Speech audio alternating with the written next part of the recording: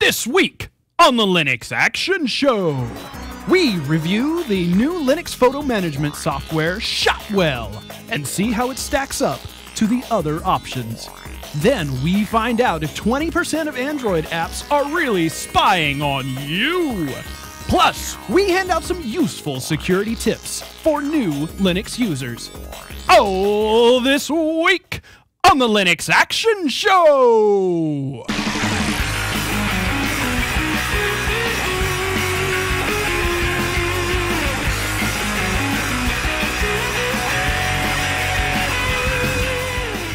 Welcome to the Linux Action Show, Season 12, Episode 7. My name is Chris. Hey there, Chris. The ultra-slim Toshiba laptop runs Linux. Oh, tell me about this. All right, well, and let me show you some pictures, too. All right, I like Actually, pictures. No, you do it, because I've got the specs here, and I need to read those. I'll look them up.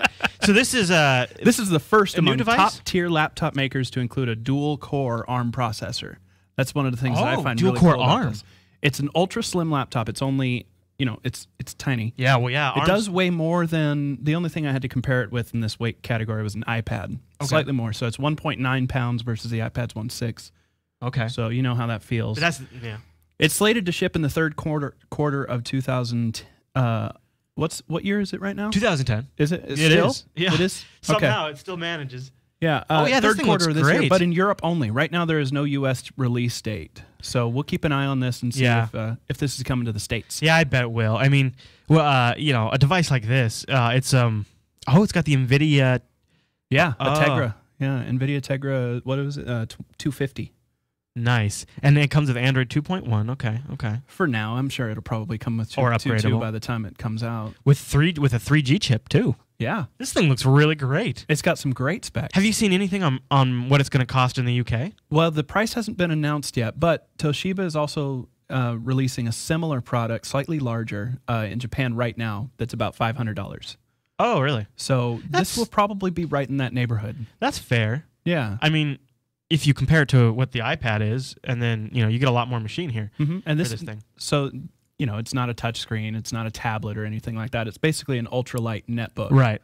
Which I think is really cool. One of the things that I don't like about the netbook that you gave me, well, I like it because it was free. Yeah, but which is we should say is a EEE PC. Mm-hmm. One of like the first netbooks. Oh, they're putting their own UI. Yeah, they're putting their own UI on there. Yep, they're using Android. I'm always a little hesitant with that kind of thing because to me it seems like you should just embrace the stock Google stuff. Well, plus it's a standard 10.1-inch screen, yeah. So it's not like you had to make something new to fit the screen. Right. Well, maybe they're doing it for the battery life, although that's one downside I saw this is the battery life is actually relatively low. Really? Even with an ARMS chip, huh? Yeah, it's only, I think, 8 hours of constant use. It seems like other devices being announced right now have a longer battery Well, life. really, I think 8 hours is still pretty good for a machine with this much flexibility. Yeah. I mean, because this is, you look, okay, so the iPad, you get iPad, I think people are getting 10 hours, okay? Mm-hmm. And this thing here, you're talking 8 hours of battery life, but it also has a USB port, a mini USB port, card reader, HDMI out, a 1.3 megapixel camera. So, I mean, as far as total with features go. Microphone as well. So, if Android ever comes out with any sort of voice chat, there built is. in. Yeah. Oh, not built in, but there's Quick and Skype and Fring. Yeah, so you can use that kind of stuff on here real easily. Speaking of Android, we should talk about my Android pick this week. But before we do that, I do have something to say from our buddies over at GoDaddy.com. Which also has a little bit to do with Android this time around. Yeah, and we have a new plug for GoDaddy, so this is kind of exciting. If you have an Android phone, a BlackBerry phone, an iPhone, you have now the ability to get access to your domain information wherever you go, wherever you're at. If you have a smartphone, you have 24/7 access to GoDaddy. Our free iPhone, Android, and BlackBerry apps make it easy to manage your domains and register new ones. Plus, you can still use the promo codes Linux and Linux20 to save on the go. Pretty cool. And remember, you can download GoDaddy's free iPhone, Android, or BlackBerry app right on your phone or search in the relative related marketplaces. Mm-hmm. So very cool. So code Linux to save 10% on checkout or Linux20 to save 20% on hosting. Do it. And thank you to GoDaddy. And cool. I like this because a little quick thing, if you now, I could probably get in trouble, but a little quick idea I had, just before the show was maybe I should register this domain. We were just talking a little bit pre-show. If I had my Droid out here, maybe I'd flip it open and take a look, see if it was available. I Yeah. could do it on the web, but if I'm out on the go, that's going to be kind of cool. Right. So I think I'll pick that up. And thanks to GoDaddy. All right, now back to Android. I have an epic pick. Now, Okay. you know, I've been struggling with my Droid to try to make it like a performance machine. Oh, yeah, yeah. And I kind of feel like it's a first generation. it was the phone, first basically. Droid. Yeah. And not the first Android phone, but the first Droid. Right. And it's just sluggish, in my opinion. Yeah. So I've been struggling with it since about December to get it where I want it at, and through a series of software changes and Froyo, which will be in our news here in a minute. Through those changes, and also just through this app that I'm about to talk about, huge performance increases. Just through the Huge. app, huh? Yeah, what this app is, it's called Launcherpro. It's in beta, but you know, a lot of stuff's in beta these days.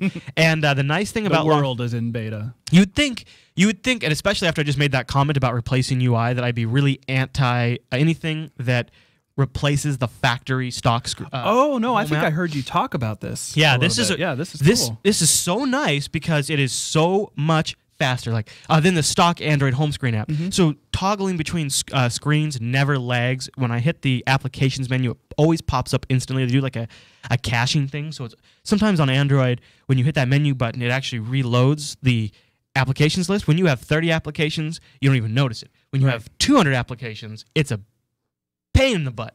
This takes care of that. And it's just generally very snappy. And it's not just me that loves it, too. There's a few other ones out there, home screen replacements. I've tried them all. I've tried Home++. I've tried... we should mention this. I think the folks watching would love this. It's free. It is free. Yeah, thank you for pointing that out. Also, on Appbrain, which is an Android application browsing site that I love, it's not just me that loves it. It has, and not a lot of apps have this. It has a full 5-star rating with well over. They stopped 250,000. Well, they stopped counting at 250,000. Yeah. So, at least I think they do. Maybe they. Well, the rating says 477, but still, that is huge for that many downloads. It is, yeah. That many people really love it. Yeah, it does say 477 with their little bar thing over here. That's kind of funny. But it's a great app. So it's Launcherpro, and you can get it for. Boy, I'm sneezing out here all the time now. You can get it for your Android phone for free. Just head over to the Android Marketplace and search for Launcherpro or check our show notes. Yeah. All right, Jeremy, I think that's everything we had in the top of the show. So let's do the news.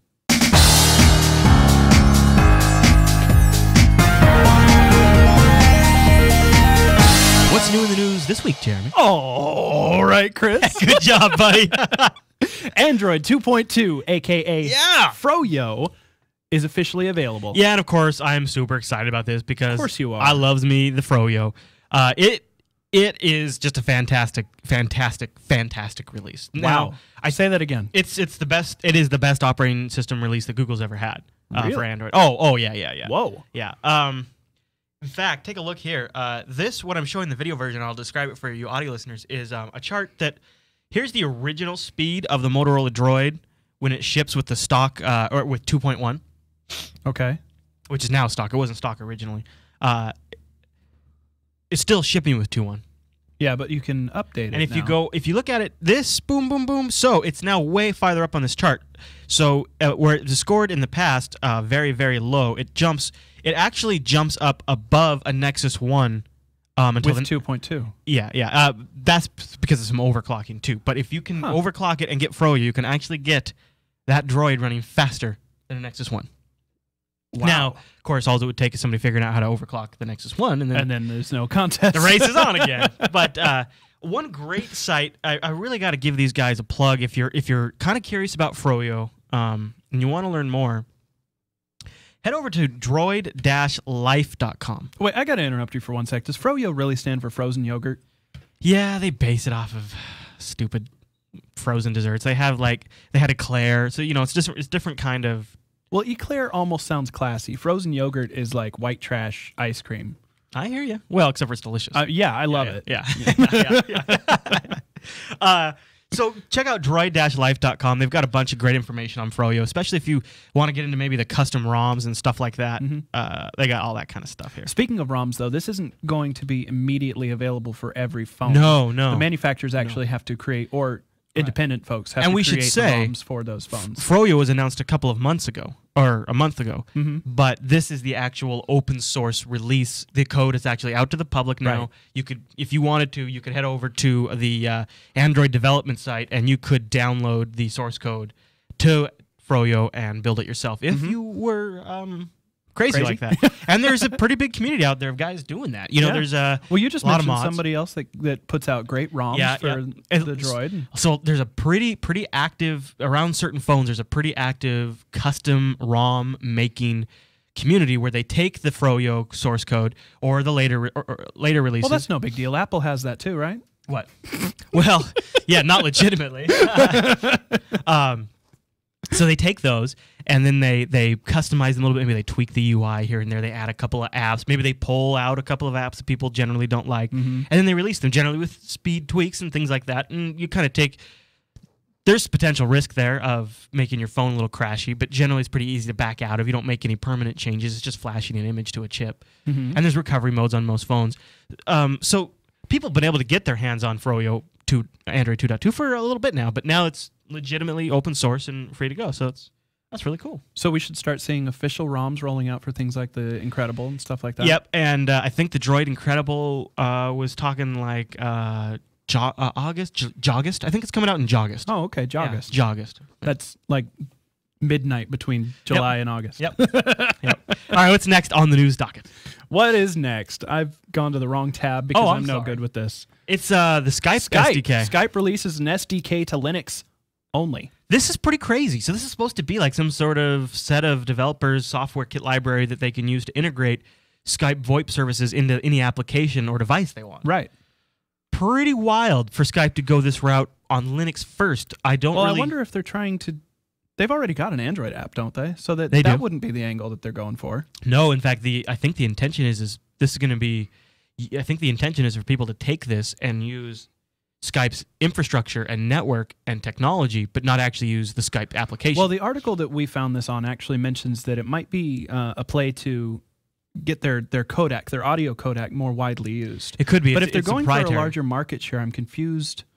I mean, Linux people, they love Linux, and they want really isn't the big market share. If Skype isn't, yeah. I mean, Skype. If you wanted to get a big market share, you would open source it and give the development kit to Windows and Mac.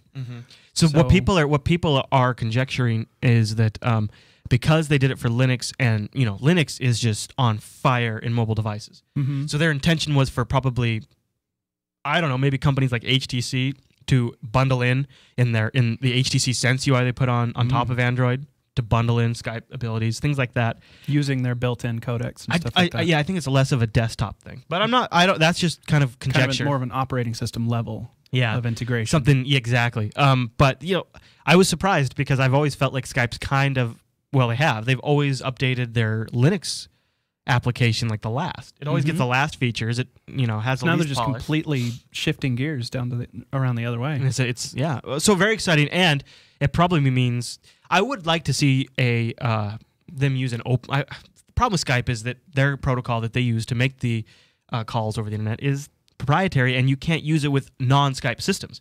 So you can't make like a Skype to Gizmo call. Oh, right. Where my Motorola phone can call your Nokia phone. Well, that could probably be an ulterior motive, but behind getting that codec and those processes further out there is maybe other programs those could integrate the Skype technology now, so that they could interchat with each other. And there's open source options out there to do all of this stuff, but a lot of it is different pieces that the developer has to assemble themselves and package. Whereas this is kind of a plug-in Go system for VoIP. Now, really attractive for quick development. I found this interesting. One of the first comments on this story at this site is something that I think needs to be talked about. This guy says he's just pointing out that this is not an entirely open source project. Yeah. It's not open source. Flat out, it's not. They're releasing a development kit, but they're not giving you the entire code.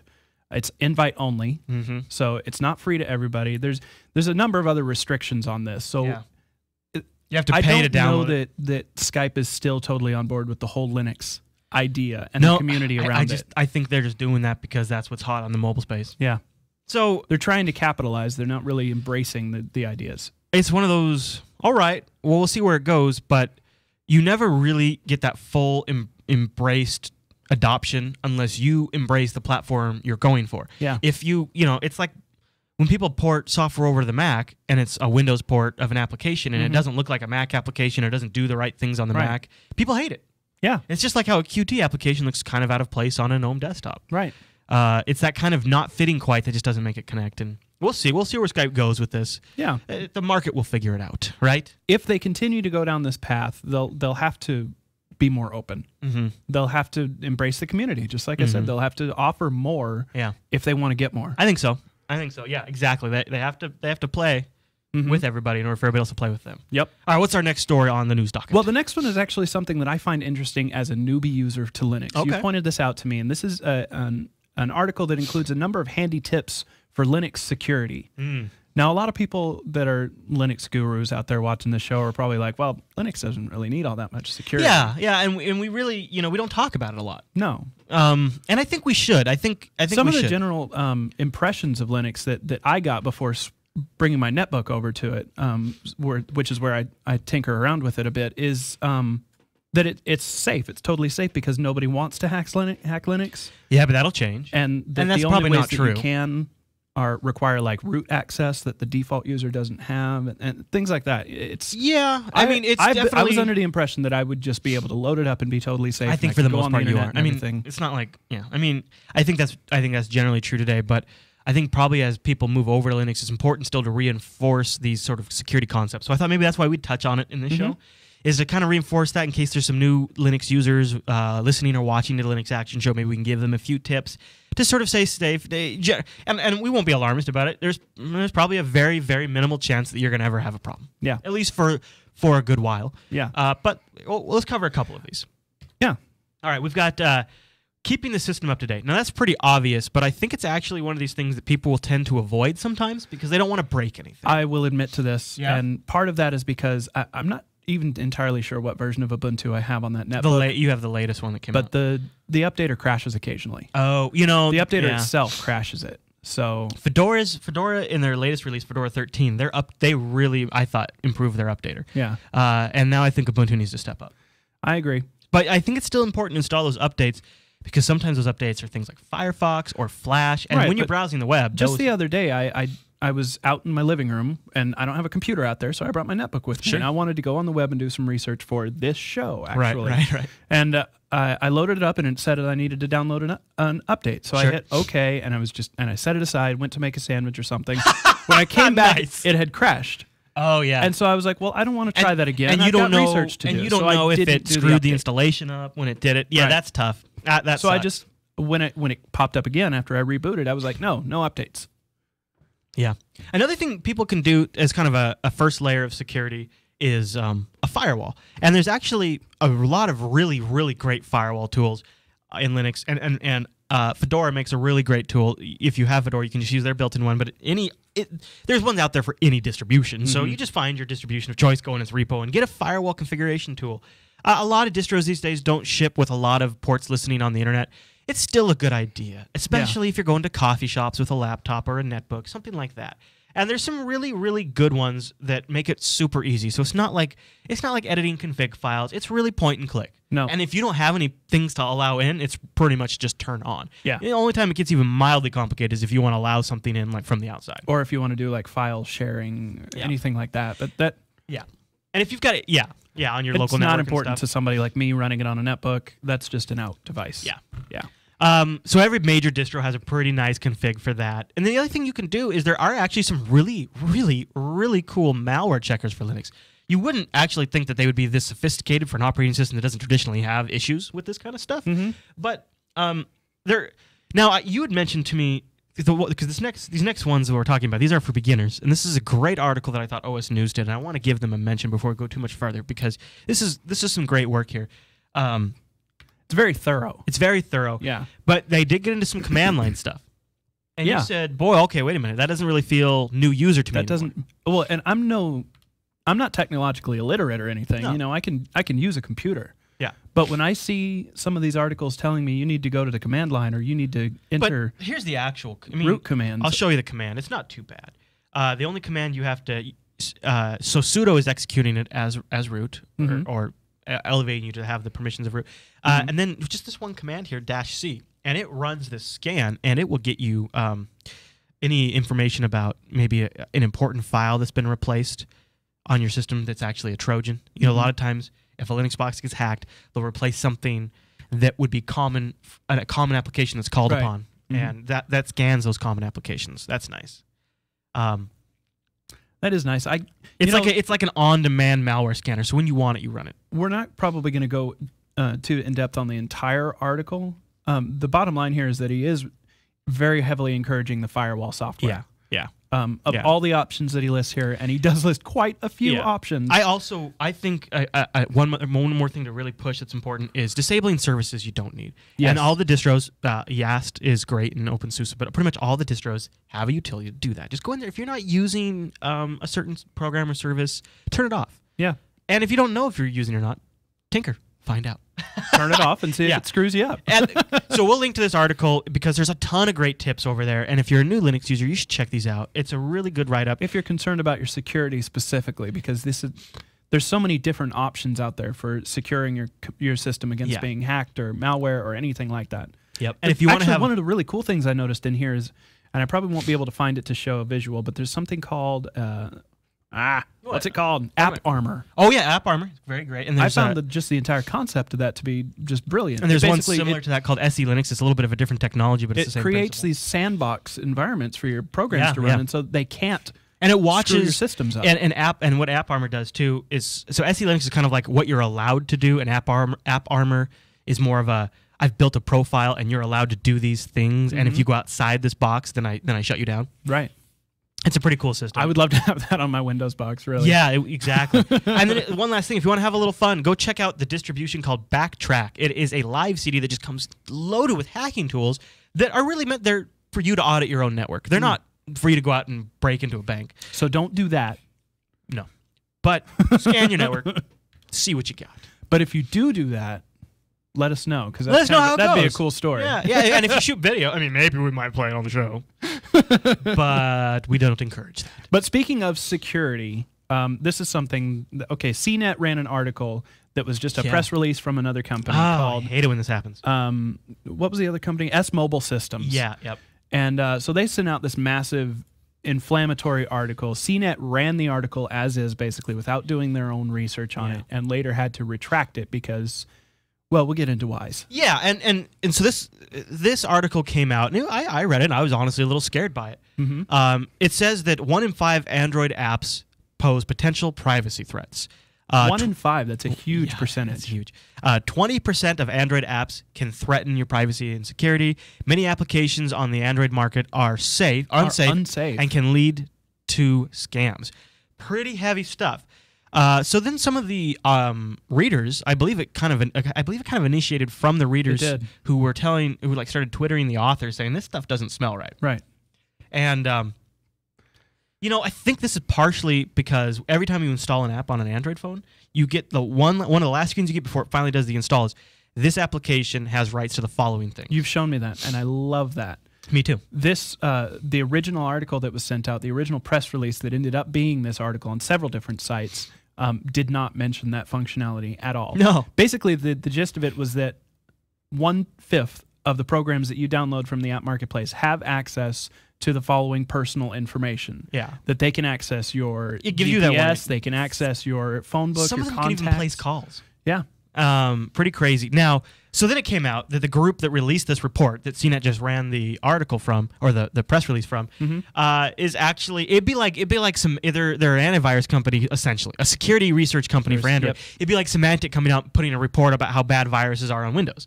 It's kind of in their best interest for viruses to be on Windows in a way. Just like it's kind of like this research firm's best interest for there to be security issues because they sell a product around fixing security issues. It goes a step beyond that. Oh, okay. The president and vice president of this company, S-Mobile Systems, are former employees of AT&T, the primary distributor of iPhones, and AT&T is listed as a strategic partner of this company as well. But that could just be because AT&T is about to bring on some Android phones, and they wanted to research this potential security risk. Yes, that is possible, but a lot of people are sniffing conspiracies here and thinking. I would say that if they weren't about to get one of the sweetest Android phones, the Galaxy X or S, whatever it is. Yeah. I mean they're about to AT&T is about to launch the premier Android phone soon, or one of the premier. So you're saying why dog it if you're about to because get on board? You're hurting your own sales. So I think they were. Maybe it's possible that this company took AT&T's check and then released this report as a press release. Or it's possible that it is a little iPhone, and it is good timing with iPhone 4. You can't ignore that timing there. That's there. Right. That's true. That's what a lot of people are saying, basically. That's interesting. So CNET redacted that. If you saw an article that had a similarly sensational title, don't be scared. I mean, basically what it comes down to is, yes, that many apps have access to those root systems, but they tell you right up front. Yeah. And you can choose when installing and it. I think you can cancel the installation at that last step if you say, wait a minute, this is a GPS, why does it need my contacts? I think sometimes maybe they err on the side of caution with those warning screens too. Yeah. I kind of get that impression. So, CNET redacted the article, and then a day later or so, Google came out flexing their muscles and said, we initiated our remote app removal system, and we wiped this company's apps off everyone's phones. Whoa. They pulled it from the marketplace. The app was illegitimate and didn't work correctly. So Google considered it a cleanup operation. But what it really, I believe, was Google showing, you know what, if there ever was something bad out there, we have the ability to terminate it immediately across all the phones. And we're going to demonstrate that on the stuff that you put out. Yeah. Excuse me. That'll nail the point home. Yeah. So it was definitely an exclamation mark on the little ass kick they gave those guys. You screw with us, we'll screw with you. And there is a question, is it okay for Google to be able to remotely kill an application on your hardware? But my initial reaction to that is no, that's not. I don't like them getting into my hardware and deleting my apps. But Apple does it? I mean, they're... Yeah. And you know what? Honestly, I've got Dropbox, I've got Evernote, I've got Mint, I've got all this personal, really private information on my phone. Yeah. And if there's an app... Now there's supposed to be security zones on Android, so applications aren't supposed to talk outside these zones. Which again, they're supposed to tell you what they can access when you install them. And I don't like the idea that maybe something could be in their list. Snooping on my Dropbox, snooping on my Evernote and my Mint.com and stuff like that. So I don't really mind that they can kill an app when I think about it like that. If they've got the resources to go through and really dig through the code and see exactly what every single program does. Yeah. If they notice one that's malicious, every application... It's in your best interest to kill it, even if it's something major that you use. What if Dropbox suddenly was discovered to be malicious? Sure. Sure, you use it all the time, and it's a great functionality, but if it was doing something that you didn't want it to do, you would be totally on board with them killing it. Yeah. I would, because it's very scary to me, the amount of information I have on that little device. The one last note I'll kind of wrap this story up with is that all of this information really kind of just trickled out over the last few days, and I thought Google handled it really well. I was pretty impressed with their general response and attitude. Actually, CNET handled it very well as well. They were pretty cool about that. Not only did they retract the article, change headlines and things like that, but the publisher itself, the author that rewrote the story and published it on CNET, went around to some of their major commenters on their own Twitters and apologized. Oh, wow. Like, really brought it down to a personal level and said, look, I'm sorry that we did this. They owned up. Yeah, they owned up to the mistake, and that's cool. That's a big plus in my book. All right, Jeremy. Well, I think that's all the news for this week.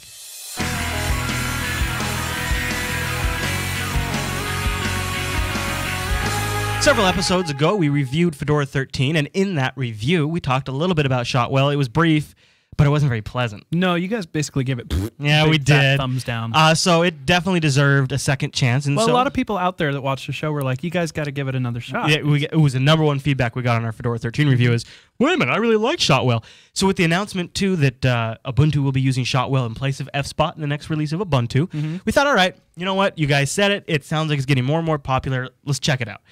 So about the last week, I've been running ShotWell on my computer, and then we just loaded it out here in the studio with some demo images as well. I want to warn you guys up front that this is actually one of my first touches at ShotWell. So I'll be and you're not a big photo management application person. No, but so I'll be kind of looking at it from just like a first impressions. This is what I think of it I've used right it out of the box. I've only used it for about 5-6 days, and only used it out here in the studio with so we don't have like all of my images in here. But so this is I'm still calling it early first impressions because, honestly, in my opinion, photo management software is something you use for years and years. So a week with it isn't that long. So I'm going to make that disclaimer now. It's also in active development. This is version like 0.5.2, I believe, that we reviewed. The version that shipped with Fedora 13. I've been trying it on Fedora 13. We've already been hearing of some other features that probably will be coming to ShotWell, including like facial recognition that are not currently in here. So I mean, I think ShotWell's biggest competition, we should just touch on really quick, is things probably that people are more familiar with, potentially would be FSpot is one. Mhm. It's a pretty popular photo management program on the Linux desktop. It and is, as you said, it already comes with Ubuntu. It is now, yeah. Yeah. And it does use Mono, and there's a lot of people that don't like that. Mono is the software development language they chose to write it in. Yeah, the .NET derivative. People are not a big fan of that. Yeah. Then you've got Picasa, which is also available for Linux, and Picasa is a software and web services thing, and they have a Windows version and a Mac version and a Linux version. I think the Linux version might just be a port of the Windows version, or it might even be like an emulated version. At least it used to be. It might be native now. But it's Picasa is my personal current application of choice because I like some of their integration with Picasa Web, and I've been using that a lot. Yeah, I actually thought that Picasa was just a website. I didn't know they had their own software. Yeah. So that already right there speaks some volumes Yeah. about their integration levels right there. Absolutely. Now, ShotWell, Yeah. another newcomer to the game. Mm-hmm. And I would say my impressions with ShotWell were a lot better this time around. The first time I tried to use it, it crashed on importing, and also the online Flickr posting services weren't working. I think that might actually ended up being a Flickr problem.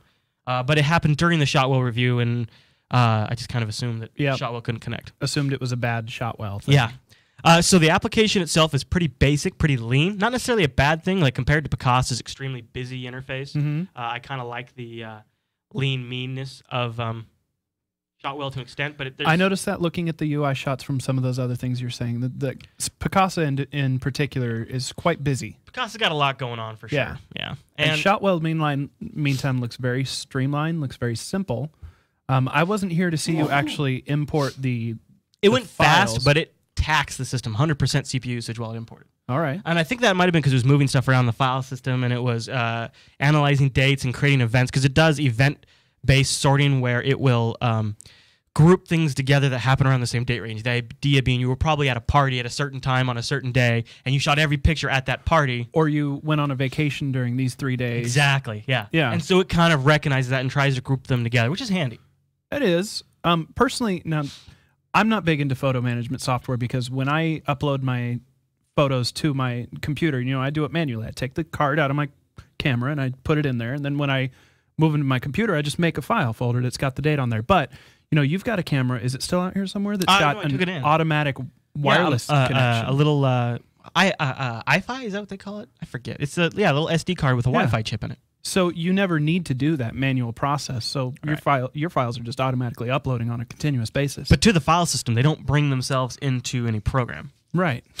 So, but still, I mean, you would then have to go through the problem finding them and renaming them and changing the folder names and everything like that. Whereas with using something like ShotWell, it would automatically parse your dates out. Yep. And when you imported them, they would already be set there. And you would know I was taking these pictures on December 19th. And an application like this, I think, is more useful if you have a lot more photos. If you have a lot of photos. Yes. If you don't have a lot of photos, there's less reason to use this app. But here's my caveat.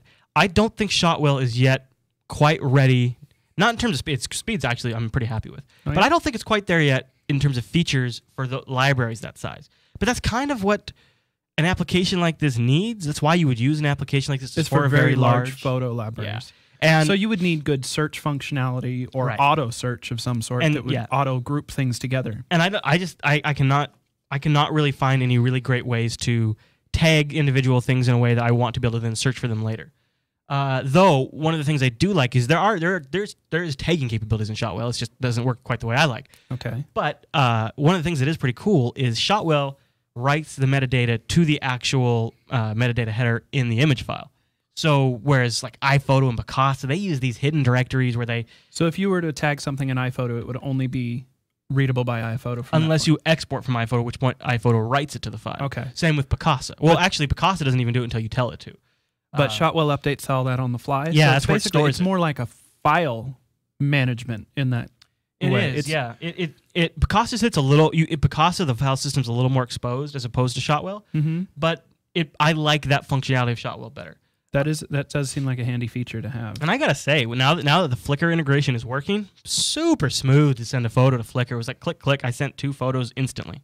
That's pretty really cool. nice. And the authorization process, you have to authorize your account on Flickr, and they put this embedded little window that pulls up the Flickr website right inside ShotWell, so you don't have to jump out of the application into your web browser to authorize it. It's all It's all lives within the ShotWell application, and it's really cool. And it has some nice photo management capabilities. I think its ability to tweak the lighting, the controls look a little primitive, but the actual results that you get, I think, are pretty impressive.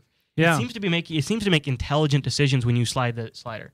And you notice there's a little leg there on that slider. Yeah. Maybe that's because it's doing some computations.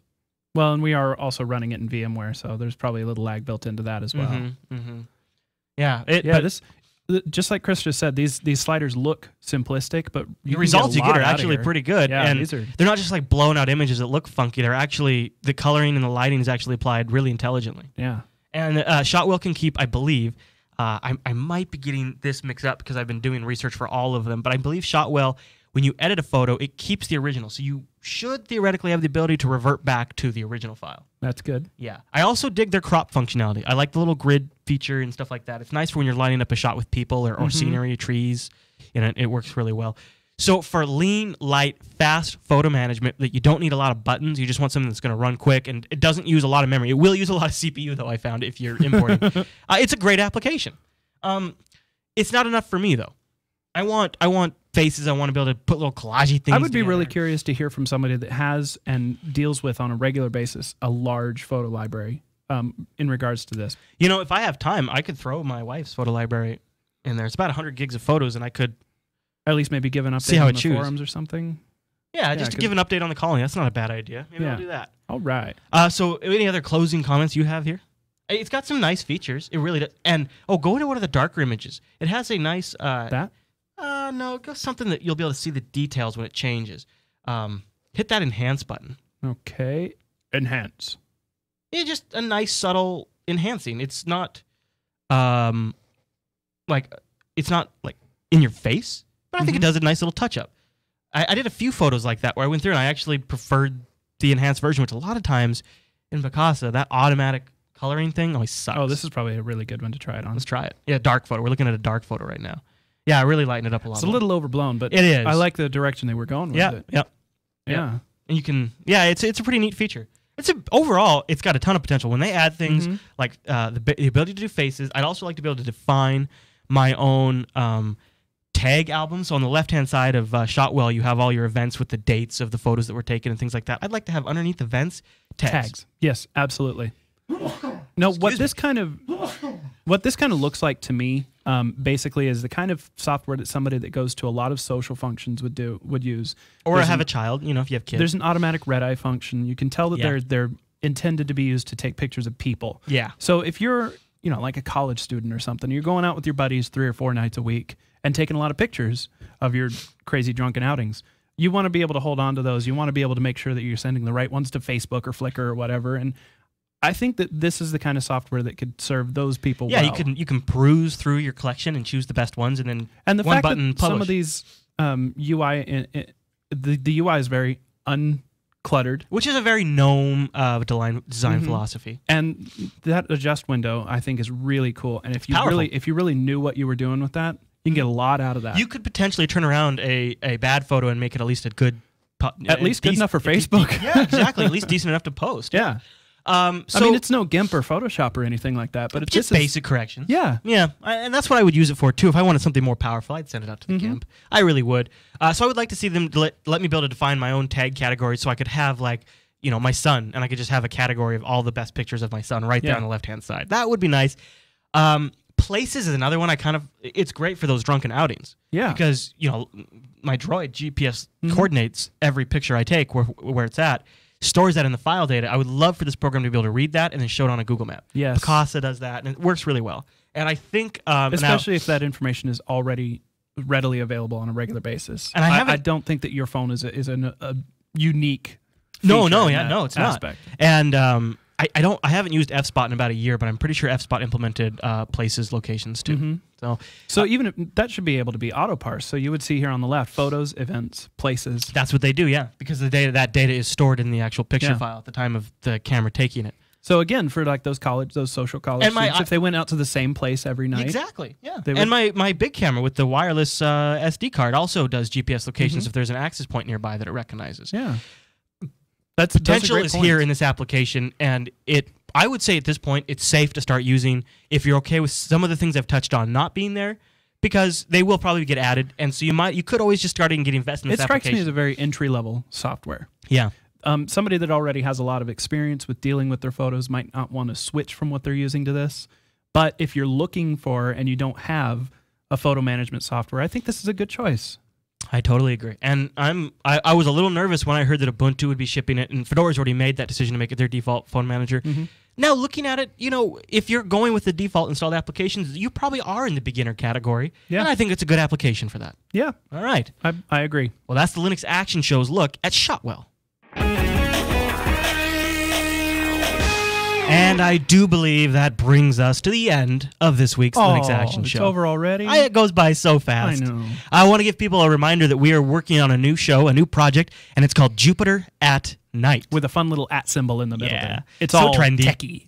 And it's going to be a Monday through Thursday nightly tech science wrap-up show. It's variety show, really. It's really just a fun way to wrap up your night. Yeah, and we're gonna look at what everybody's talking about each day, and we're also gonna have some segments in there, some reoccurring people, some of your old friends on the network you haven't seen in a while. We kind of started the show idea as basically a show to wrap everything that doesn't already fit in something that Jupiter Broadcasting does, but it's kind of taking on its own life right now. It is, and I think we're really gonna focus on the community angle, and we'll feature a lot of times we don't have time to get to all of the emails we get in the big shows. Yep, we'll probably have those in like the end at the end of a Jupiter at Night episode. I'm putting together a segment for our next Jupiter at Night. Actually, it's probably going to be about 40 minutes long, just of a compilation of how many people think Jeremy is awesome. Oh, nice. So, how do you get all that in 40 minutes?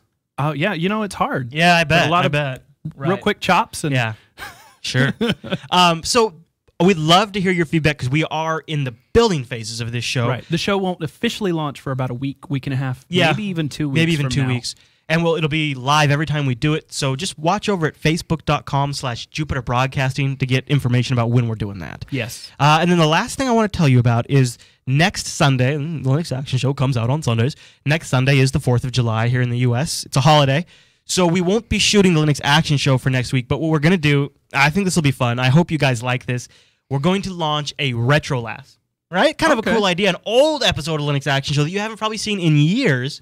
Or a year or two at least. So tune in at the normal time if you like, and get a shot of retro Chris and Brian going at it. Yep, and that'll be released in the feeds, and it'll be, I think, a lot of fun. I hope you guys like that idea. It's kind of a fun way to still have something for you to listen to. That I've been pre-screening a couple of them. I still find the topics interesting and engaging. Like the news stories, while old and maybe what we reviewed old, is interesting now to look back on it. And it's specifically... Especially some of the ones that you were like, you made predictions about where things would be. Yeah, and it's interesting to see how far Linux has come in that time, because we're talking about... how far this show has come in that time. Yeah, well, that'll be the thing that'll really shock your brain. And how far Brian's hair has come. Or how many different variational forms it has taken.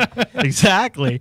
So that'll be out next Sunday in place of a regular show. It'll be like an encore edition. All right. Okay, you guys. Well, thanks so much for tuning into this episode of the Linux Action Show, and we'll see you in 2 weeks.